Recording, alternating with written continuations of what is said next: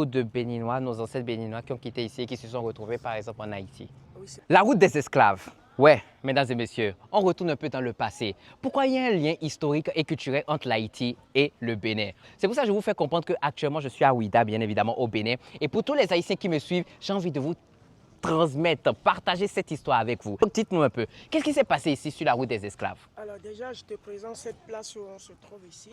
OK, là où il y a l'arbre, là? C'est la première étape Oui. où se passait la vente aux enchères.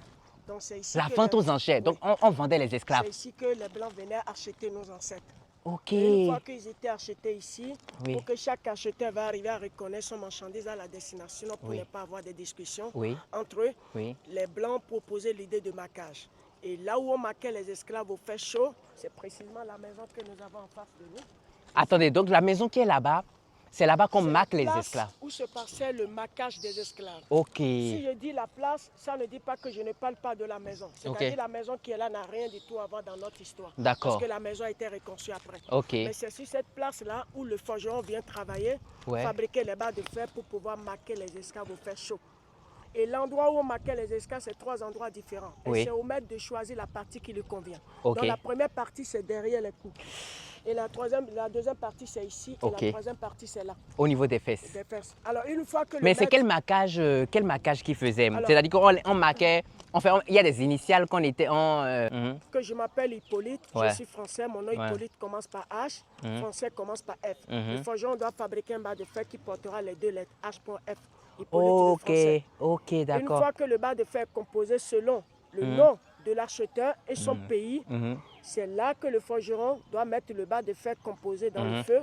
Et lorsque l'acheteur vient, il va choisir l'un de ces endroits qui lui convient. Et le bas de fer chauffé doit être retiré pour maquer les esclaves au fer chaud. Et après les maquages, ce n'est pas fini. Qui veut dire après les maquages, on s'en fout de la souffrance.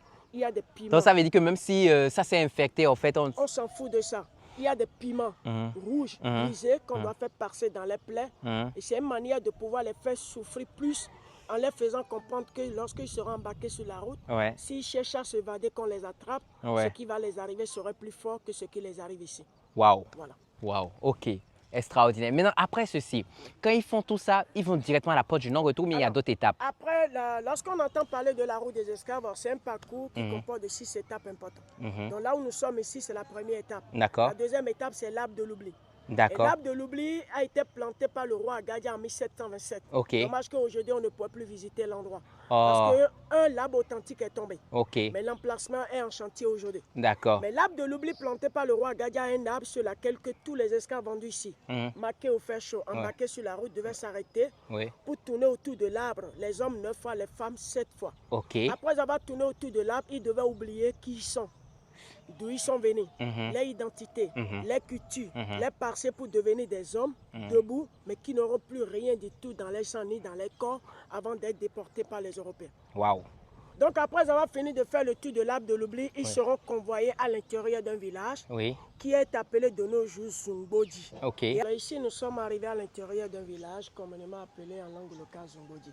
Et à l'intérieur du village, avant de venir vers auprès de cet arbre, on devait visiter normalement un endroit où il y avait une grande maison appelée la case des Zomaï, qui est une maison dans laquelle que la lumière ne rentre pas.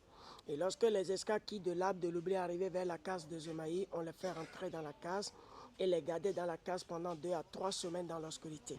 Et ça, c'est une manière de pouvoir les préparer psychologiquement dans les têtes pour qu'ils sachent ce qui les attendait devant avant de les conduire vers le bateau.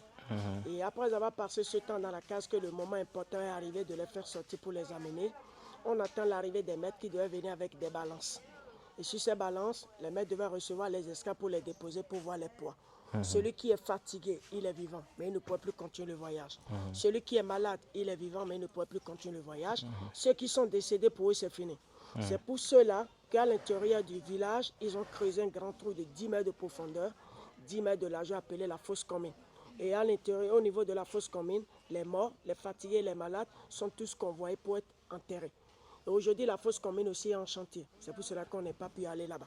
Ah, il y a beaucoup de chantiers. Moi, j'aurais préféré voir tout ça là en visuel, ce serait trop bien. Mais bon, c'est pas grave. Il n'y a pas de problème, Alors, côté, ouais. ceux qui sont en bonne santé, qu'on a fait sortir de la case de Zomai, qu'on doit ramener vers la porte nord-retour, vers le bateau, c'est ceux-là qu'on doit ramener ici. Alors, pour les amener ici, ils ne venaient jamais dans la journée, mais ils venaient que dans la soirée. Et arrivé ici, on les fait tourner autour de l'arbre, les hommes 3 fois, les femmes aussi 3 fois. Comme ça, en finissant de faire le tour de l'arbre, lorsqu'ils arrivent à la plage, ils seront mis dans le bateau pour continuer le voyage. De l'Afrique vers l'Europe ou vers l'Amérique, tous ceux qui seront décédés, est-ce que les mettons le temps de faire ramener les corps? Non. Donc pour que les esprits puissent revenir sur la terre africaine après les morts, c'est la raison avant de les amener, il faut les faire tourner autour de l'arbre de retour. Donc si on entend parler de l'arbre de retour, on ne parle pas de retour physique, mais on parle de retour spirituel des esclaves après les morts. Et ça, c'est l'arbre authentique qui existait depuis la deuxième période de l'esclavage jusqu'à ce jour, qui date plus de 450 ans. 450 ans? Oui. Son nom, on appelle en langue locale Nyamblikoti ou Anokanti. Son nom scientifique, c'est la Kigeria africana, l'arbre saucisson. Voilà. En tout cas, c'est beaucoup de grosses saucissons, ça laisse. Hein? Ça, c'est des grosses saucissons qui sont là. Ok, d'accord. Ça, c'est l'arbre de retour que nous avons. Oui, donc du coup, ça, c'est la dernière étape avant la porte. Nord-retour. Donc, si moi je comprends bien, c'est ici, les esclaves. C'est-à-dire qu'en fait, quand tu passes cette porte, tu ne reviens plus jamais. C'est fini. Mais ce que nous avons en face de nous, c'est tout juste un monument pour pouvoir marquer un peu le départ de nos ancêtres. Ok, sinon avant, c'était pas comme ça. Il n'y avait rien du tout. Il y avait, ici, les bateaux venaient, les Oui. bateaux sont au fond. Oui. Au bord, il y avait des petits pirogues qui Oui. transportaient les esclaves vers le grand bateau. Ok. Mais sinon, du coup, c'est quand même ici, en fait, tout se passait. Ok. Oui. Là, c'est le parcours réel Oui. où les esclaves, on les fait transporter Oui. pour les mettre dans les petits pirogues vers le grand bateau. D'accord. Et dans chaque petit pirogue, on mettait 7 personnes. Ok. Et parmi les 7 personnes, s'il y a l'un d'entre eux qui ne sait pas là, on veut l'amener. Et qui décide de se soulever pour se faire jeter à la mer, il doit être accompagné par les 6 autres. Parce qu'ils étaient enchaînés à la fille indienne. Donc, tout le monde, tous les 7 vont se jeter dans la mer. Ah, Seigneur. Et ceux qui sont arrivés à rentrer dans le bateau seront positionnés dans le bateau comme des sardines. Ouais. Les hommes sur les poitrines, les femmes sur les dos. Ils vont rester comme ça 3 mois dans le bateau pour le voyage. Un bateau qui quitte d'ici vers l'Amérique doit contenir 1000 ou 1500 esclaves. Wow. Avant que le bateau arrive à la destination, c'est la moitié qui arrive. Oui, parce qu'il y a certaines personnes meurent en fait en route. Alors aujourd'hui, si on regarde en haut de ce monument, vous allez voir comment ils étaient enchaînés les uns derrière les autres. Au milieu, le grand bateau qui venait les chercher pour les amener. Tu as la vue du monument? Parfait. Alors, de ce côté où nous on est ici, on se considère qu'on est sur la terre africaine.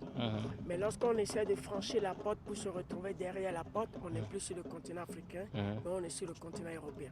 Ça veut dire que si cette porte était la vraie porte que nos ancêtres avaient traversée, que nous aussi, si on arrive à traverser, on n'aura plus la chance de se retourner chez nous.